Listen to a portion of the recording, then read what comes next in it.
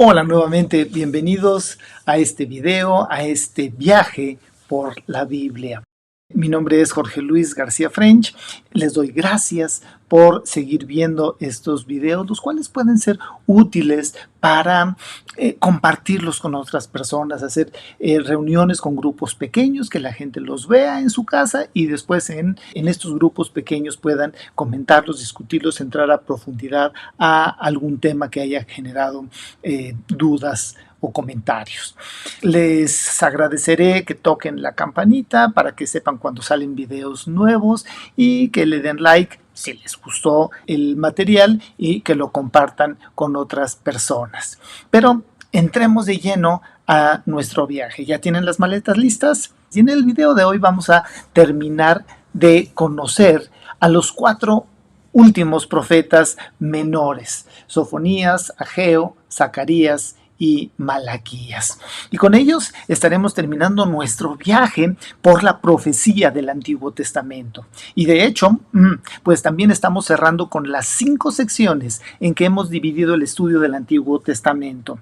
Recordaremos que son el Pentateuco, la historia, la poesía, los profetas mayores y los profetas menores. Y sí, si recuerdan cuántos libros, son 5 libros del Pentateuco, 12 libros históricos, 5 poéticos, 5 profetas mayores y 12 profetas menores. Pero pues entremos de lleno a el viaje del día de hoy, donde vamos a conocer brevemente las vidas de Sofonías, quien predicó al reino del sur durante el tiempo preexílico. Aún había tiempo de arrepentirse. También veremos a el profeta Ageo, quien dio su mensaje también a Judá, pero una vez que ya regresaron el pueblo de Babilonia, o sea, ya habían pasado los 70 años del cautiverio. Y Ageo va a compartir su mensaje junto con Zacarías, quien escribió su profecía a este remanente de personas del cautiverio, o sea, al nuevo pueblo de Israel, y también o junto con Malaquías, con quien se cierra el Nuevo Testamento. Estos son los 4 personajes que vamos a ver el día de hoy. En el año 650 a.C., en lo que actualmente es México, ya había existido por más de 500 años este lugar. Sí, todos lo conocen, Teotihuacán. Y por esas fechas, de hecho, esta imponente ciudad ya estaba siendo abandonada por diversas circunstancias que no es el punto de este video. Sin embargo, durante los 50 años posteriores hubo cambios internacionales de enorme importancia para el reino de Judá, que es lo que nos trae a esta reunión. En primer lugar, el imperio asirio, que había pues sometido y llevado cautivo a Israel, o sea, al reino del norte, pues se desintegró al caer Nínive. El video pasado vimos algo al respecto. Pero inmediatamente surge entonces el imperio babilónico como una potencia mundial al mando del famoso rey Nabopolassar. Y mientras tanto, pues los últimos años del reino de Judá fueron de tribulación, fueron de angustia, y entre tantos reyes malvados que hubo en ese tiempo, contaron con la bendición de un rey piadoso. Ese rey se llamó Josías, así como, de una buena cantidad de profetas. Entre ellos estaba Sofonías y Jeremías. Una vez que murió Josías, el reino de Judá del sur declinó rápidamente, pues siguieron en el trono reyes impíos que menospreciaron y que desafiaron las amonestaciones de los profetas para que ellos y el pueblo fueran fieles a Dios. Por lo tanto, el juicio de Dios sobrevino inevitablemente y los judíos fueron llevados cautivos a Babilonia, o sea, el reino del sur, Judá.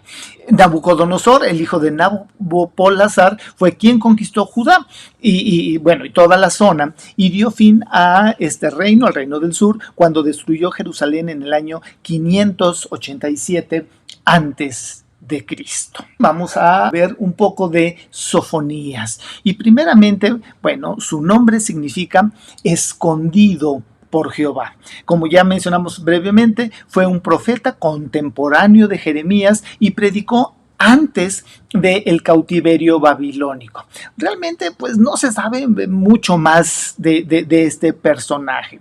Escribió un libro muy breve, tan solo 3 capítulos. Y el tema del libro, así como de la prédica de Sofonías, fue el día de Jehová. Es un tema que Amós, bueno, ya había proclamado antes, pero Sofonías entra a mayor detalle a este tópico. Y Sofonías predicó específicamente en contra de la idolatría. Qué novedad, ¿verdad? Todos los profetas han predicado en contra de la idolatría, la astrología, la apostasía, el robo y la indiferencia y el creer que también Dios es indiferente ante todas estas circunstancias. Como en muchos otros momentos, en ese entonces el pueblo de Judá albergaba la esperanza de que, pues a pesar de sus pecados, cuando llegase el día del juicio, pues Dios los iba a juzgar de una forma ligera. Ellos eran el pueblo de Dios y que a los enemigos, a eso sí, los iba a tratar con dureza. Pero pues Sofonías insiste y les dice que cuando Dios juzga el pecado, aquellos que más saben, aquellos que más conocen y que más bendiciones han recibido por parte de Dios, son quienes deberán rendir mejores cuentas ante Dios. Y si no lo hacen, serán los que más sufrirán. En Lucas 12:48 dice, mas el que sin conocerla, la ley, hizo cosas dignas de azotes, será azotado poco, porque aquel a quien se ha dado mucho, mucho se le demandará, y al que mucho se le haya confiado, más se le pedirá.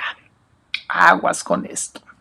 Aquí la pregunta viene, ¿qué hacemos nosotros con esta información? Muchas veces no solo no la compartimos, sino que voluntariamente hacemos lo que no agrada al Señor. Y en el Nuevo Testamento se nos instruye a amar, a actuar y a ayudar a nuestros semejantes, a otras personas. Hay un versículo que está en Mateo 18 que dice, sanad enfermos, limpiad leprosos, resucitad muertos, echad fuera demonios. De gracia recibisteis, dad de gracia. Entonces, aquí es lo importante. Nosotros somos bendecidos para que seamos bendición a otros. Nosotros tenemos la bendición, el conocimiento del Padre. Hay que compartirlo con otros y hay que hacer obras, hay que actuar siendo sal a la tierra, siendo luz a nuestro alrededor. Sofonías confirma que cuando hay pecado, sin duda vendrá el juicio. Y aquí Sofonías anuncia que este juicio va a empezar con Judá, con el pueblo de Dios, y va a finalizar con otras naciones.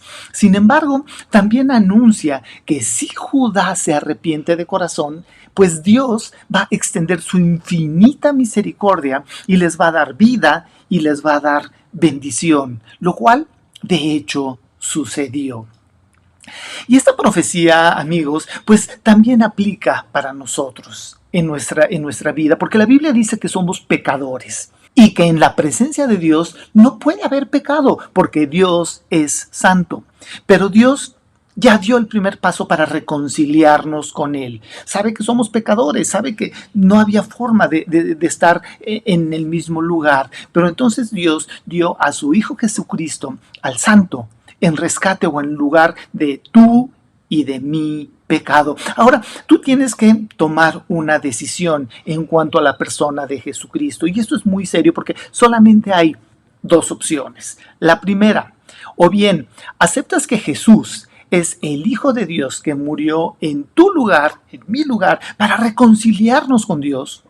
Le pides perdón por tu pecado de forma verbal y aceptas el regalo de la salvación y con lo cual permites que el Espíritu Santo venga a tu corazón y a tu mente y a partir de ese momento eres salvo y a partir de ese momento el Espíritu Santo empieza a hacer cambios en tu mente y en tu forma de ver las cosas. O bien, la otra opción, no lo aceptas. Piensas que solamente es una historia. Rechazas a Jesús. le asignas solo un lugar efímero en la historia, como personaje histórico, y piensas que, pues bueno, ya habrá otro momento. Pero en ese momento estarás rechazando el gran regalo de amor de Dios por tu vida. Hoy es tiempo. Aún hay tiempo. Y ese es el mensaje que los profetas habían venido dando. En el caso del pueblo de Israel, lo predicaron muchas veces. Hablaron de que había tiempo de reconciliarse con Dios, pero el pueblo de Israel no hizo caso y viene el castigo. El castigo llega cuando el pecado no se salda, no se resuelve. En Sofonías 3:17 vamos a encontrar un maravilloso texto, el cual dice: Jehová está en medio de ti, poderoso. Él salvará, se gozará sobre ti con alegría, callará de amor, se regocijará sobre ti con cánticos. Y amigos, los que hemos tenido la experiencia de aceptar a Jesús como nuestro Salvador y como nuestro Señor, podemos dar constancia de que esta profecía se ha cumplido en nuestras vidas. Él está en medio de nuestras vidas, nos ha salvado por Jesucristo y nos llena de su Santo Espíritu, lo cual nos da gozo.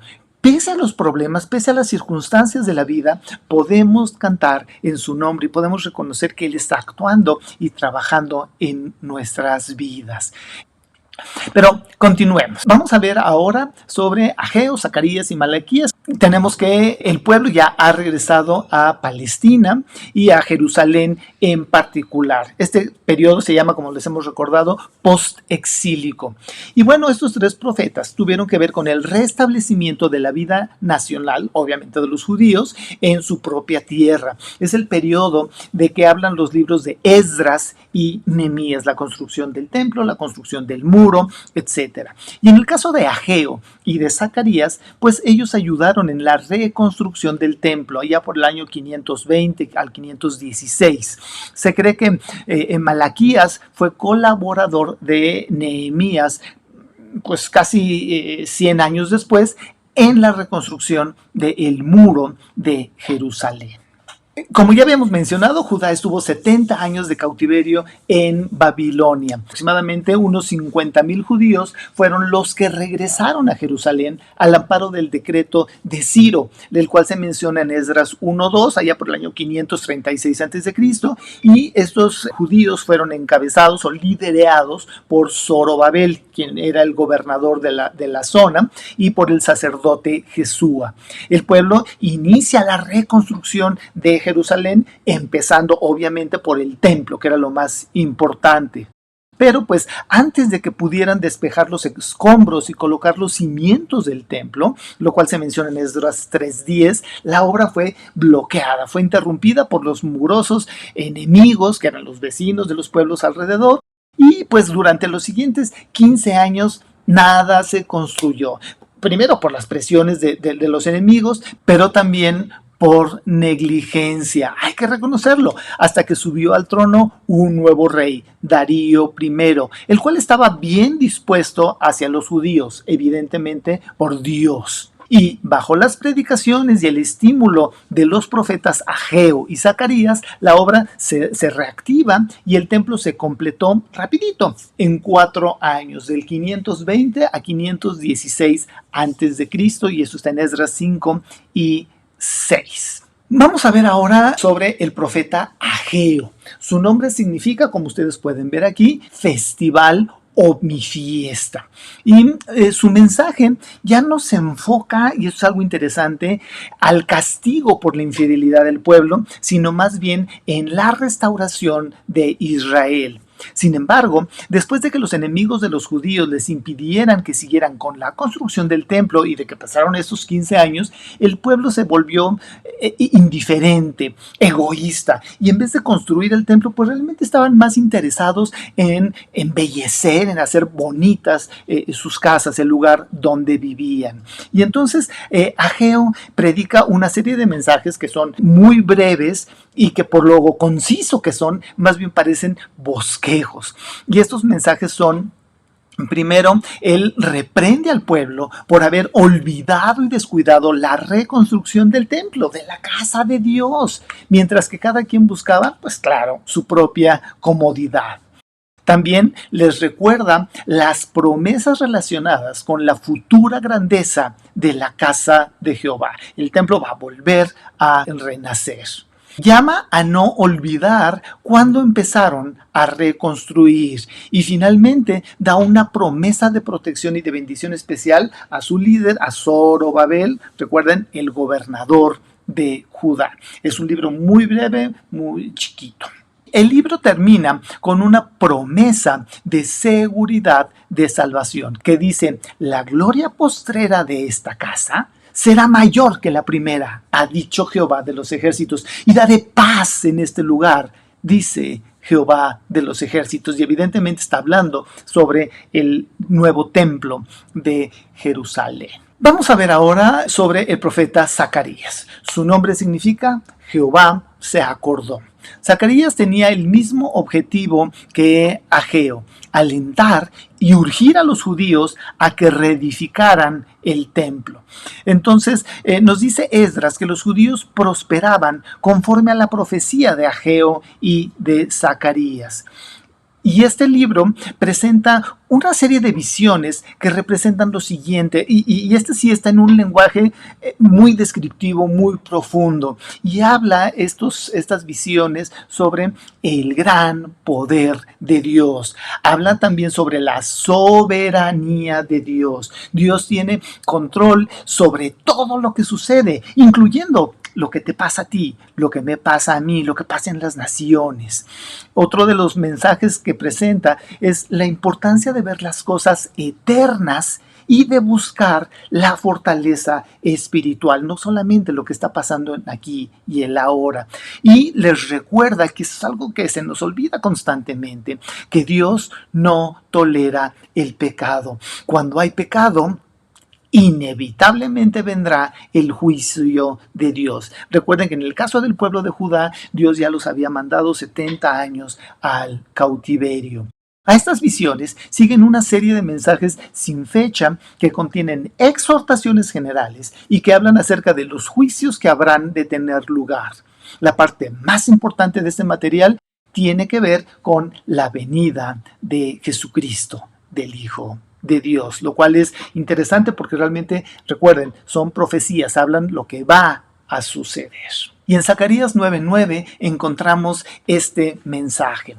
Y esta imagen la pueden ubicar. Alégrate mucho, hija de Sión, le está hablando a Jerusalén. Da voces de júbilo, hija de Jerusalén. He aquí, tu rey vendrá a ti, justo y salvador, humilde, y cabalgando sobre un asno, sobre un pollino, hijo de asna.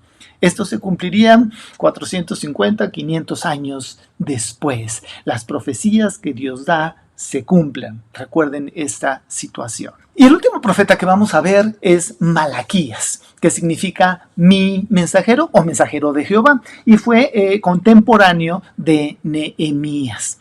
El pueblo, híjole, tristemente no había aprendido completamente la lección del exilio. Habían sido enviados cautivos por causa de su pecado y ahora estaban cometiendo los mismos pecados una vez más.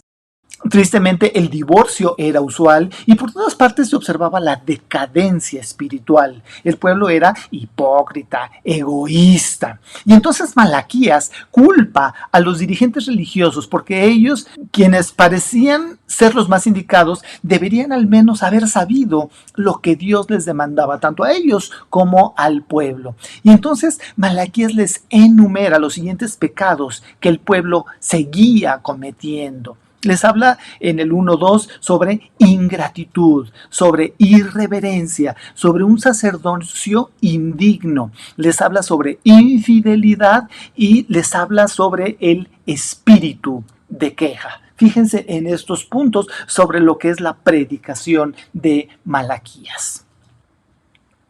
Amigos, por alguna razón que no entiendo, nosotros o tendemos a jerarquizar los pecados. El asesinato, el robo, son los peores. No se diga todo lo relacionado con la inmoralidad sexual. Sí, son pecados horribles, pero nos olvidamos y tendemos a minimizar otras cosas que Dios también considera pecado. Y son algunas de las cosas que este profeta mencionó. Por ejemplo, uno, la ingratitud. ¿Cuántas historias conocemos de hijos ingratos? ¿Qué otra, verdad? Y ¿cuál es el quinto mandamiento? Honra a tu padre y a tu madre. Pero, ¿cómo lo obedecemos? Por otro lado, recordemos, es el único mandamiento con promesa. Si honramos a nuestros padres, tendremos larga vida sobre la tierra. ¿No es lo que muchos de nosotros queremos, vivir mucho tiempo? Y honrar a nuestros padres significa hablarles con respeto, hablarles con cariño. Si son chicos, pues obedecer a sus padres. Si son medianos, adolescentes, ayudarles a entender y a conocer, las nuevas tecnologías. Cuánta impaciencia de los jóvenes cuando los padres piden ayuda con el celular o con la computadora. Bueno, eso pasa en mi casa nada más. Y si somos grandes, tener cuidado de ellos. Eso es honrar a nuestros padres, cómo les hablamos, cómo nos expresamos delante de ellos. Otro punto que toca es la infidelidad. Y el profeta insiste en que nos alegremos con la mujer de nuestra juventud. Y el tercer punto que quiero tocar es el espíritu de queja. ¿Cómo? ¿Es pecado? Pues sí, eso dice la Biblia. Amigo, ¿qué tan a menudo te quejas de lo que no tienes o por lo que estás pasando, de que estás enfermo? En fin, recuerda, mi Señor es soberano, lo que implica que si te estás quejando, indirectamente le estás diciendo que no estás de acuerdo con sus designios, con su soberanía. Recordemos la enseñanza de Levítico: sed santos porque yo soy santo. Y estos pequeños detalles debemos de poner especial atención en nuestra vida. En medio de toda esta decadencia, Malaquías encuentra esperanza en la futura venida del Mesías, el cual va a enderezar todas las cosas porque viene con el poder de Dios. Y el tercer capítulo de Malaquías anuncia la venida de Juan el Bautista, ¿recuerdan? El cual preparará el camino delante del Señor. Eso está en el capítulo 3, del 1 al 3. Y el último capítulo anuncia el advenimiento del día de Jehová.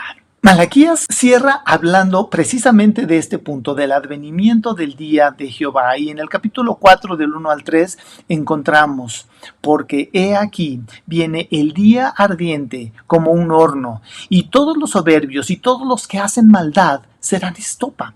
Aquel día que vendrá los abrazará, ha dicho Jehová de los ejércitos, y no les dejará raíz ni rama.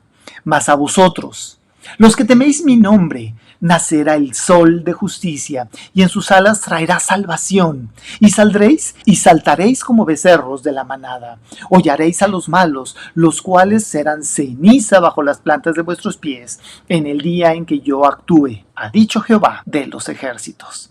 Jehová viene. Esa es una promesa. Esa es una profecía que no se ha cumplido. Pero dado que todas estas ya se cumplieron, ciertamente mi Señor regresará por segunda vez. Amigos, aquí termina el Antiguo Testamento con Malaquías. Van a pasar 400 años de silencio profético hasta el nacimiento del Mesías. Pero así como a través de los siglos los israelitas habían rechazado a los profetas de Dios, en su momento también rechazarán a Jesucristo. Desde entonces los judíos han andado pues errantes por la faz de la tierra, siendo la tragedia, pero también el milagro de los siglos. Pero recordemos que, nos guste o no, el pueblo de Israel son el pueblo de Dios, y así como son el reloj de los tiempos, son el reloj de Dios, y Dios tiene un pacto establecido y que va a cumplir con el pueblo de Israel, y Dios no va a cambiar.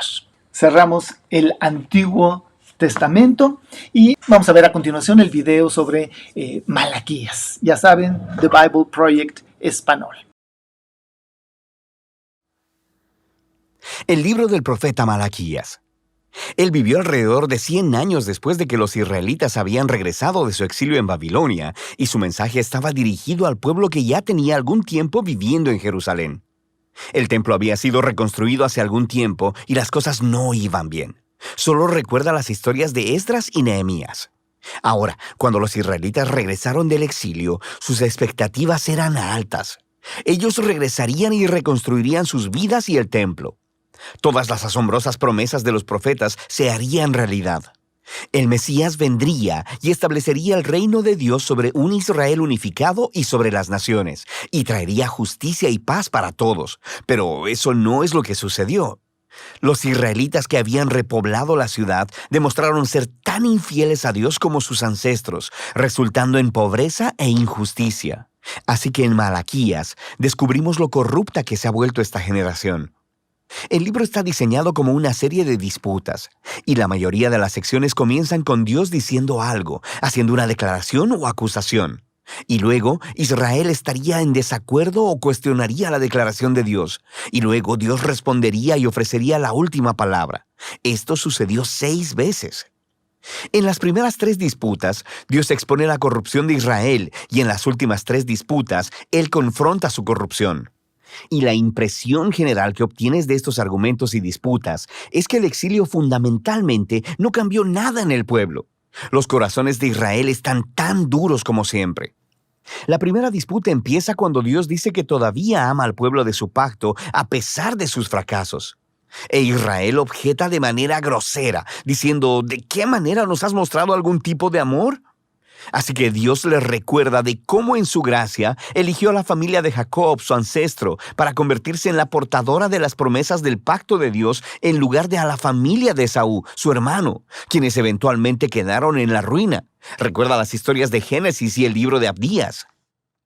Así que desde esta primera disputa, Israel se expone como suspicaz, dudando del amor y la fidelidad de Dios. La segunda disputa expone un problema con el segundo templo de Israel. Dios acusa al pueblo de despreciar y de profanar el templo, y el pueblo refuta. ¿Cómo te hemos despreciado? Así que Dios responde enfocándose en el pueblo, en cómo traen ofrendas vergonzosamente patéticas con animales enfermos e impuros que muestran que no valoran ni honran a su Dios. Pero no es solo el pueblo, también los sacerdotes que administran el templo. No solo toleran, sino que participan en estas formas de adoración corrupta. Desde arriba hasta abajo, el pueblo de Dios ha demostrado ser infiel. En la tercera disputa, Dios acusa a los hombres israelitas de traición para con Dios y con sus esposas, lo que por supuesto ellos niegan. Y Dios expone la tóxica combinación de idolatría y divorcio que está teniendo lugar. Tienen a hombres israelitas casándose con mujeres no israelitas, y luego adoptando en sus hogares la adoración a los dioses ancestrales de sus esposas. Recuerda la historia de Nehemías capítulo 13. Así que Malaquías conecta esto con una ola de hombres divorciándose de sus mujeres sin una buena razón. Y el pueblo no tiene problema con esto. Y Malaquías dice no. Es una traición a su pacto con Dios. Así que Malaquías pasa al segundo grupo de disputas que confrontan la rebelión de Israel. La cuarta disputa comienza con los israelitas acusando a Dios de negligencia, diciendo, ¿dónde está el Dios de justicia? Ellos ven injusticia y corrupción abundando y Dios no parece hacer nada. Así que Dios responde diciendo que Él enviará un mensajero que preparará al pueblo para el regreso personal de Dios en el día del Señor. Él vendrá como fuego para purificar a su pueblo y para remover la idolatría y la inmoralidad sexual y la injusticia, para que solo el remanente fiel sea su pueblo. En la quinta disputa, Dios llama al pueblo a volverse a Él, a lo que el pueblo responde, ¿cómo podemos regresar? Así que Dios confronta su egoísmo, les muestra cómo han dejado de ofrecer diezmos de sus ingresos para el templo. Esa palabra, diezmo, solo significa una décima parte. Es la cantidad de ingreso y frutos que los israelitas debían donar anualmente para mantener al templo y a sus sacerdotes. La práctica se explica en diferentes partes de la Torá. Ahora, sabemos por Malaquías y por el libro de Nehemías que el pueblo estaba descuidando esta responsabilidad. Así que el templo se estaba deteriorando. Y Dios los confronta. Él dice que quiere bendecirlos con abundancia, pero solo si ellos van a ser fieles. En la disputa final, el pueblo acusa a Dios y dice que servirle no tiene caso. Ellos observan a los malvados y orgullosos teniendo éxito en la vida y Dios no hace nada. Y la respuesta de Dios, por primera vez en el libro, no es un discurso, sino más bien una historia corta acerca del remanente fiel en Israel, de las personas que temen al Señor y aman reunirse y hablar acerca de cómo honrar a Dios y cómo servirle. Así que Dios ordena que un libro memorial sea escrito para estas personas, para que puedan leer el libro y recordar el carácter y las promesas de Dios. Aquí Malaquías está reflexionando en el regalo divino de las Escrituras, cómo ellas nos apuntan al pasado para recordar lo que Dios ha hecho para inspirar fidelidad y esperanza para el futuro. Lo que nos lleva a la conclusión del libro. Esta retoma y desarrolla todavía más las imágenes de la cuarta disputa acerca del futuro día del Señor. Dios dice que ha determinado un día de juicio purificador que consumirá a los malvados de entre su pueblo. Pero lo que la conclusión añade es sobre el futuro del remanente fiel, porque para ellos el día del Señor no es una amenaza, sino una ocasión de gozo. Será como los rayos de sol de la mañana, que traen sanidad y vida y esperanza para el futuro. Y así terminan las disputas de Malaquías. Pero todavía queda un poco más en el libro. Los últimos 3 versículos no son parte de las disputas, y en realidad funcionan como un apéndice final. Le dan cierre no solo a Malaquías, sino a toda la colección de la Torá y los profetas. Primero, el lector es llamado a recordar la ley o la Torá de mi siervo Moisés. Esto recuerda la historia y las leyes del pacto que encuentras en los primeros libros de la Biblia. Pero luego, escuchamos este resumen de los libros de los profetas. Yo les envío al profeta Elías antes que venga el día del Señor, quien restaurará los corazones del pueblo de Dios. Así que esta conclusión resume la Torá y los profetas como una historia unificada que apunta al futuro. Israel fue redimido por Dios y luego lo traicionó por la rebelión y dureza de sus corazones, quebrantando las leyes de la Torá. Pero las Escrituras anticipan un día en el futuro en que Dios enviará un nuevo profeta, un Moisés, un nuevo Elías, quien restaurará al pueblo de Dios y sanará sus duros corazones. Recuerda todas las promesas de Deuteronomio y Jeremías y Ezequiel. Así que este apéndice final presenta las Escrituras como un regalo divino para leer, meditar y orar. Nos dicen la verdad acerca de la condición humana, acerca de nuestro egoísmo y pecado. Pero también anuncian la promesa de Dios de que un día Él enviará un mensajero y que luego Él se presentará personalmente para confrontar la maldad, para restaurar a su pueblo y para traer su justicia sanadora. Y de esta esperanza futura tratan Malaquías, la Torá y todos los profetas. Siempre muy interesante, muy didáctico el video de The Bible Project Español. Y pues para finalizar, hay un texto que vale la pena recordar y que vale la pena memorizar. Malaquías 4:2. Mas a vosotros, los que teméis mi nombre, nacerá el sol de justicia, y en sus alas traerá salvación. Dios ha provisto la salvación, y la salvación está en Jesucristo. Que tengan una muy buena semana.